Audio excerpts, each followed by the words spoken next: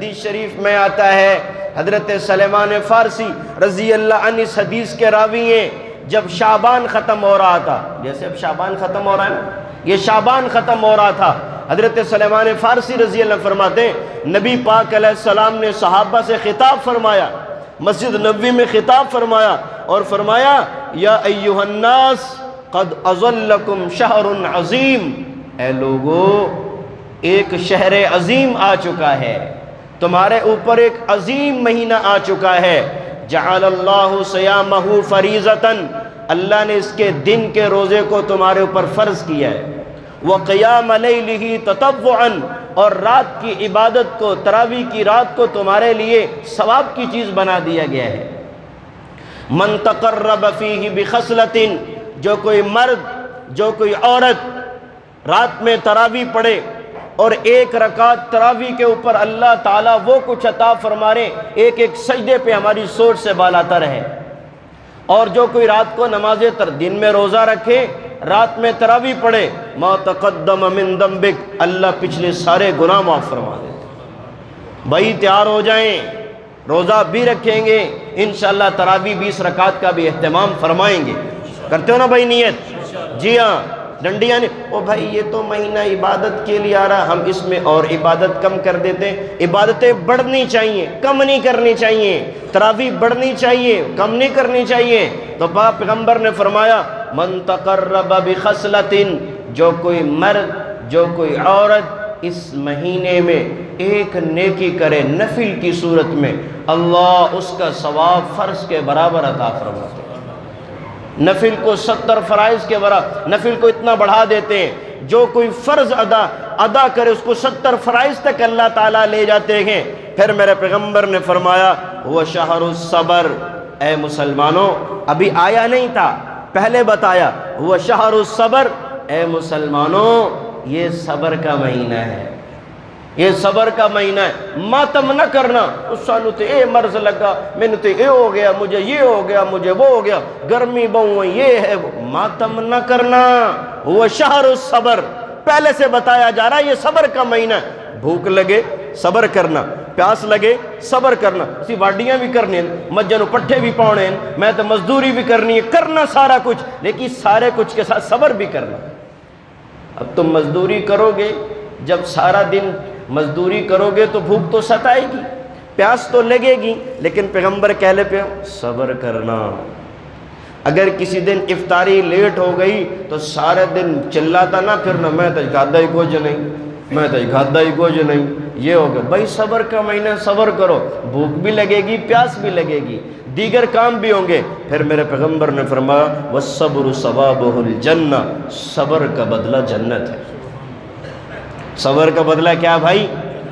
دل کی تختیوں پہ لکھ کے جائیں، صبر کریں گے، رات کی تھکاوٹ پر صبر کریں گے، دن کی تھکاوٹ بھوک اور پیاس پر صبر کریں گے، مرد بھی عورتیں بھی۔ کوئی عورت دودھ پلا رہی ہے بچے کو، میں نہیں پلا سکتی، ٹھیک ہے شرعی قانون کے حوالے سے جو مسائل ہیں، لیکن یہ کہ میں نہیں پلا سکتی، جی کیوں؟ میں بچے کو دودھ پلاتی ہوں، میں روزہ نہیں رکھ سکتی، یہ نہیں کر سکتی، ٹھیک ہے۔ اس سب کچھ کے باوجود بھی پیغمبر کیا فرما رہے ہیں؟ صبر کرنا۔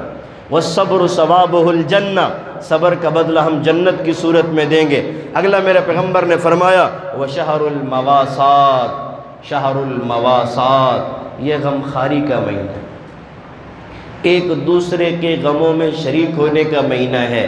جب تم بھوکے رہو گے پھر تمہیں ان لوگوں کی یاد ستائے گی جن کے چولہے نہیں جلتے، پھر تمہیں پتہ چلے گا کہ اگر چولہا نہ جلے تو کتنی تکلیف ہوتی ہے۔ بچے ماں باپ کے پیروں میں روٹی کے لیے بل کے تو ماں باپ پہ کیا گزرتی ہے۔ جب کوئی محتاج اور ضرورت مند ایک ایک ٹکے لے کے لیے دروازے پہ جائے تو آپ کو پتہ چلے بھوک کس قدر پریشانیاں لاتی ہیں۔ وَهُوَ الْمَوَاسَاتِ، یہ غم خاری کا مہینہ ہے، ایک دوسرے کے غم اٹھانا، ایک دوسرے کے غموں میں شریک ہو جانا۔ بھائی اگر آپ کے دسترخوان پہ افطار کے وقت 10 ڈشز آئی ہیں تو ایک آدھی غریب کے دروازے پر بھی جانی چاہیے، ایک آدھی غریب کے بچے کے پیٹ میں بھی جانی چاہیے، ایک آدھی بیوہ کے دروازے پر بھی جانی چاہیے۔ سارا کچھ اپنے سامنے نہ رکھ دینا، غیروں کا بھی خیال کرنا۔ یہ پیغمبر فرما رہے ہیں، میں اس کو اردو میں ٹرانسلیٹ کر رہا ہوں، وہ شہر المواسات، ایک دوسرے کے غم، ایک اپنی ذات پر دوسروں کو ترجیح دینے کا مہینہ ہے۔ دوسروں کو ترجیح دے کر دیکھو اس کے اندر کتنا اللہ۔ بھائی ہم تو بڑوں کی نقل بھی نہیں کر سکتے، ہم تو صحابہ قرآن اور سنت کی، پیغمبر کی تعلیمات کی عملی تصویر تھے، صحابہ عملی تصویر تھے۔ صحابی ابو جہم رضی اللہ عنہ، پیغمبر پاک جو ہے نا بھائی وہ جنگ لڑی ہے، جنگ یرموک میں صحابہ گئے تو ابو جہم صحابی ہیں، وہ کہنے لگے کہ بھئی میرا چچا زاد بھائی جو ہے نا وہ جنگ میں گیا ہوا ہے۔ میں نے کہا جنگی حالات، تیر تلوار کی جنگ ہے، پتہ نہیں کیسے حالات ہیں، میں نے پانی کا مشکیزہ لیا، چلو جنگی مجاہدین کو، فوجیوں کو پانی پلاؤں گا، زخمیوں کی مرہم پٹی کروں گا۔ ابو جہم صحابی کہتے ہیں میں نے پانی کا مشکیزہ کندھے پہ رکھا اور رکھ کر کے جب میدان میں پہنچا تو دیکھا کہ میرا چچا زاد بھائی جس کی میں مدد کے لیے آیا تھا، جس کے میں پیچھے آیا تھا، وہ زخموں میں چور پڑا ہوا ہے۔ میں پاس گیا، میں نے کہا جی پانی پلاؤں؟ اس نے اشارہ کیا پلاؤ۔ میں نے مشکیزہ کھولا، برابر میں ایک اور مسلمان پڑا، اس نے آہ بھری زخموں سے، بھائی نے منہ بند کر لیا، فرمایا اس کو پلاؤ جا کر۔ آپ میری بات سمجھ رہے ہیں؟ اس کو پلاؤ جا کر۔ کہتے میں اس کے پاس گیا ہوں تو اس کو پانی پلانے لگا، تیسرے صحابی نے آہ بھری ہے زخموں سے، کہا مجھے بھی چھوڑ دو، اس کے پاس جاؤ۔ یہ صحابہ تھے۔ کہتا میں تیسرے کے پاس گیا ہوں، اس تک پہنچا ہوں، روح پرواز کر چکی تھی۔ میں دوسرے کے پاس آیا ہوں، اس کی روح پرواز کر چکی تھی۔ اپنے بھائی کے پاس آیا ہوں، بھائی بھی روح پرواز کر چکی تھی۔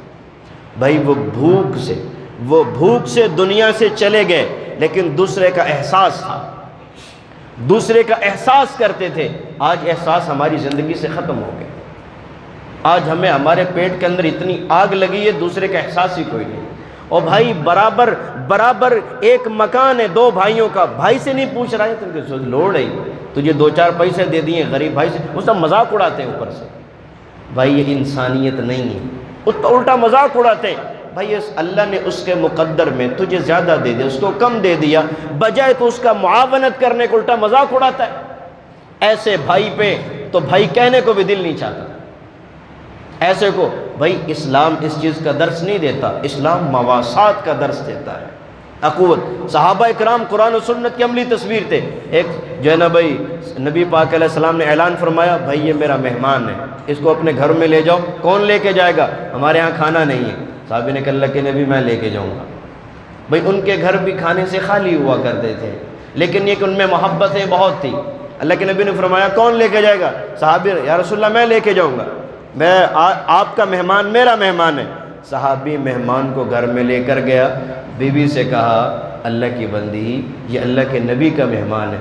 بیوی نے کہا سرتاج گھر میں اتنا کھانا موجود ہے، صرف بچے کھا سکتے ہیں، اتنا سا ہے، کوئی ایک آدھی روٹی ہوگی بس، اور کیا تھا، کچھ سالن ہوگا، اتنا سا ہے بچے کھا سکتے ہیں، اور نہ میرے لیے نہ تیرے لیے۔ فرمایا اللہ کی بندی یہ میرے نبی کا مہمان ہے، یہ میرے نبی کا مہمان ہے۔ تو میرے نبی نے پوچھا کون لے کے جائے گا؟ میں نے غیرت نے گوارا نے کیا کسی اور کے گھر میں چلا جائے، میں لے کے آیا ہوں، بچوں کو سلا دے، بچوں کو بہلا دے۔ میرے بھائیو ہمارے گھر کے اندر ایک وقت چولہا نہ جلے تو بیوی شوہر کی ایک دم جو ہے نا وہ جدائیوں پہ آ جاتی ہے، حالات بگڑ جاتے ہیں۔ وہ کہہ رہی ہے کہ اللہ کے بندے بچوں کا کھانا ہے اور میں نہ میرے لیے نہ میں کوئی بات نہیں سلا دے۔ اور جب مہمان کھانے کے لیے بیٹھے تو چراغ درست کرنے کے بہانے کھڑی ہونا اور بجھا دینا، میں منہ سے آواز نکالوں گا تو بھی آواز نکالنا، تاکہ مہمان سمجھے یہ بھی کھانا کھا رہے ہیں، مہمان کا پیٹ بھر جا۔ کیوں کہ نبی کا مہمان ہے، یہ نبی کا مہمان ہے، یہ صحابہ کا معیار ہے۔ ایسے ہی کیا، بچے سلا دیے، بچے سو گئے، ماں نے تھپکیاں دے دے کر۔ آج اگر کسی بچے کو تھوڑا سا نانا ملے، ماں پورے گھر کے نظام کو بگاڑ دیتی ہے۔ مائیں عورتوں کو ہوش لینی چاہیے، صحابیات کی زندگی پڑھنی چاہیے۔ ہم پڑھتے ہیں سنڈے میگزین، ہماری خواتین پڑھتی ہیں سنڈے میگزین، ہماری خواتین پڑھتی ہیں ادھر ادھر کے طلسم محبت کے ناول، ادھر ادھر کی داستانیں، اور بھائی جو ہے نا وہ ہندوستان اور بھائی انڈین موویز دیکھتی ہیں، پھر گھر کا ماحول بگڑ جاتا ہے۔ گھر کے ہم نے اتنی اتنی بڑیاں 24 انچی کی جو ہے نا وہ LCDیاں لگا کے دے دی ہیں، پھر کہتے ہیں جی شوہر اور بیوی ماں محبت نہیں ہے، پھر کہتے ہیں جی اولاد ماں باپ کا احترام نہیں کرتی، کہاں سے کرے گی؟ ماں دودھ پلا رہی ہے، سامنے LCD چل رہی ہے، انڈین ننگیز موویز چل رہی ہیں اور دیکھ رہے ہیں بچوں کو اور بچوں کو دکھا رہے ہیں، پھر کہتے ہیں جی محبت نہیں، کہاں سے آئے گی بابا؟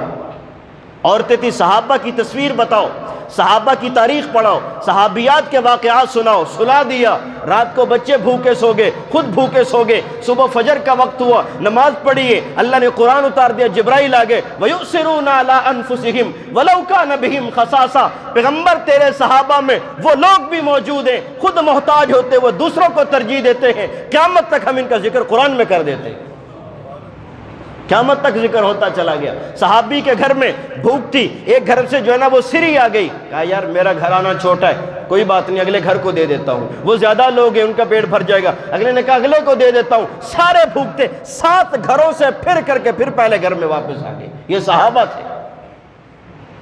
یہاں تو بھائی اپنے کسی کو ملے نہ ملے میری بیوی کے پیٹ میں جائے، کسی کو ملے نہ ملے میرے بچے ہوں، بھائی یہ انسانیت نہیں ہے، دوسروں کا درد یہ رمضان بتا رہا ہے، وہ شہر المواسات، یہ غم خاری کا مہینہ، دوسروں کے غم اٹھانا، دوسروں کو۔ ایک بہت بڑے اللہ والے گزرے حضرت سفیان ثوری، بہت بڑے اللہ والے گزرے، وقت کا عظیم انسان ہے اور بھائی وقت کا اونچے درجے کا مفتی اور شیخ اور محدث ہے۔ ایک شخص تھے یحییٰ برمکی، وہ ہر مہینے 1000 درہم حضرت سفیان پہ خرچ کیا کرتے تھے۔ سفیان سے کہا کرتے تھے کہ بھائی سفیان جو ہے نا بھائی تم دین کے کام کرو، تمہاری ضرورتیں میں پوری کروں گا، تمہاری ضرورتیں میں پوری کروں گا۔ اور بھائی حضرت سفیان کی ضرورتیں پوری ہوتی تو سجدے میں گر کے حضرت سفیان کہتے یا اللہ یحییٰ نے میری دنیا کی کفالت کی ہے تو آخرت کی کفالت کرنا۔ یحییٰ کا انتقال ہو گیا، کسی نے پوچھا یحییٰ کیا بنا، خواب زندگی کیسی گزر رہی ہے؟ فرمایا خیریت سے ہوں، یحییٰ سفیان پہ میں خرچ کیا کرتا تھا، وہ ضرورت مند تھا، اس کی دعاؤں کی برکت سے اللہ نے مجھے معاف کر دیا ہے۔ تو بھئی شہر المواسات ہے، یہ غم خاری کا مہینہ، دوسروں کے۔ نبی پاک حدیث شریف میں آتا ہے، نبی پاک علیہ السلام نے فرمایا میری امت کے اندر ہر وقت 500 برگزیدہ لوگ ہر وقت موجود رہتے ہیں، 500۔ نمبر 2 فرمایا 40 ابدال ہر وقت موجود رہتے ہیں، ان میں سے اگر کوئی ایک انتقال کر جائے تو دوسرا اس کی جگہ پر اللہ ابدال پیدا فرما دیتے ہیں۔ بات آئی میری سمجھ؟ 500 برگزیدہ اور 40 ابدال ہر وقت میری امت میں رہتے ہیں۔ صحابہ نے پوچھا اللہ کے نبی ان کے اعمال کیا ہیں؟ جو ابدال اور غوث بن گیا، جو برگزیدہ بن گیا، اس کے اعمال کیا ہیں؟ فرمایا نمبر 1 کوئی ظلم کرے تو ظلم کا بدلہ ظلم سے نہیں درگزر سے کرے، یہ غوث کے اعمال ہیں، یہ ہم بھی کر سکتے ہیں اگر ہمت کریں۔ ظلم کرے تو ظلم کا بدلہ ظلم نہیں، ہم کہتے ہیں اینٹ کا جواب پتھر سے، کبھی قانون توڑنا بھی چاہیے۔ کوئی ظلم کرے تو درگزر کرتے ہیں، اس عمل کی وجہ سے یہ غوث ہے۔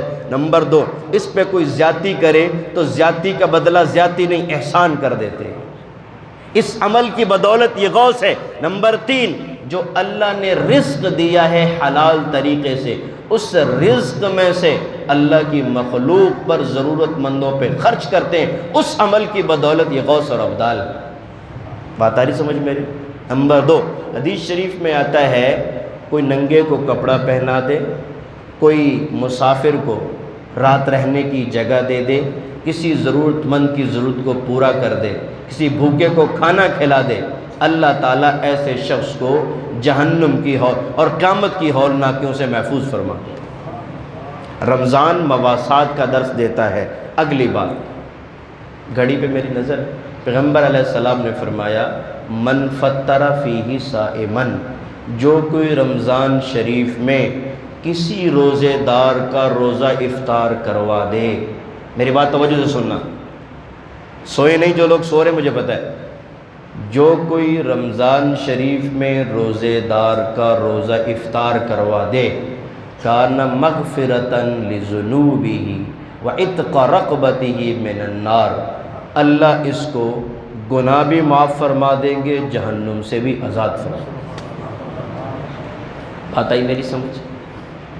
روزے دار کا روزہ افطار کروا دیں، اللہ جہنم سے بھی آزاد فرما دیں گے، گناہ بھی معاف فرما دیں گے۔ صحابی نے کہ اللہ کے نبی لیس کلنا یجد ما یفطر الصائم، اللہ کے نبی ہمارے پاس تو اتنا ہے ہی کچھ نہیں، ہم تو خود اپنا وہ کرتا اٹھا کے دیکھا، اللہ کے نبی پتھر باندھ کے رہتے ہیں، بچوں کا نہیں، ہم کیسے کھلائیں؟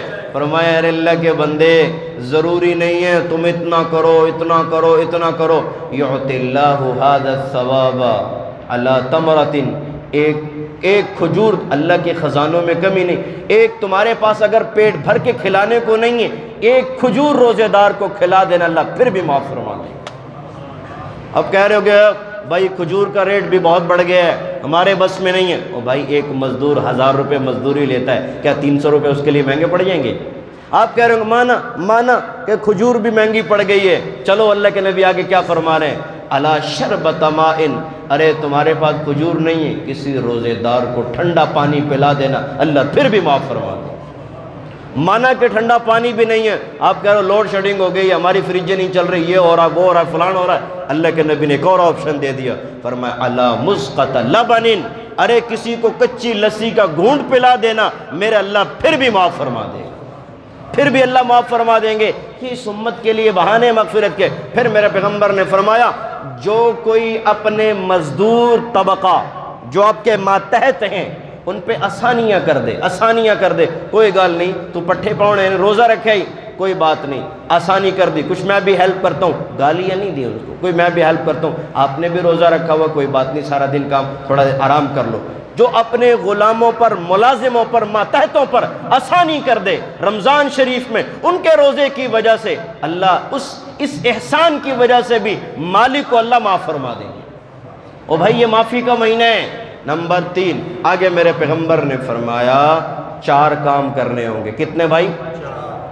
توجہ، آخری بات کہہ رہا ہوں، 4 کام کرنے ہوں گے، کتنے بھائی؟ کتنے کام کرنے ہوں گے بھائی؟ اس لیے میں یہ باتیں کہہ رہا ہوں، وقت بھی ہو گیا، آئندہ جمعے میں نے اس پہ بات نہیں، اگلے موضوع پہ کرنی ہے، پھر اگر رمضان آ گیا پھر اور بات کرنی ہے۔ تو کتنے کام کرنے ہوں گے رمضان شریف میں بھائی؟ 4 کام میرے پیغمبر نے فرمایا زیادہ کرنا، مرد بھی اور عورتیں بھی زیادہ۔ نمبر 1 کلمہ طیبہ کا ورد، کس کا بھی بھائی؟ کس کا بھائی؟ کلمہ طیبہ، لا الہ الا اللہ، لا الہ الا اللہ محمد الرسول اللہ، یہ کام پہلا، اس کے بغیر گزارا نہیں۔ نمبر 2 استغفار کا ورد کثرت سے کرنا، استغفر اللہ استغفر اللہ استغفر اللہ ربی من کل ذنب واتوب الیہ، بات آگے سمجھ میں؟ یہ 2۔ نمبر 3 زیادہ سے زیادہ اللہ سے جنت کی طلب کرنا، زیادہ سے زیادہ اللہ سے جنت کی طلب کرنا، جس کے بغیر ہمارا گزارا نہیں۔ نمبر 4 زیادہ سے زیادہ اللہ کی جہنم سے پناہ مانگنا۔ پیغمبر علیہ السلام نے فرمایا 4 کام کرنا، علماء نے کہا 2 کام اور ساتھ جوڑ دو تو کتنے ہو گئے؟ 6۔ نمبر 5 5واں کام یہ جوڑ لینا کہ قرآن شریف کی تلاوت کثرت سے کرنا۔ نمبر 6 رسول اللہ کی ذات پر درود و سلام پڑھنا، کیونکہ رمضان انہی کی برکت سے ملا ہے۔ اللہ تعالی ہمیں ان چیزوں کی سمجھ عطا فرمائے، اللہ تعالی عمل کی توفیق عطا فرمائے۔ وما علینا الا البلاغ۔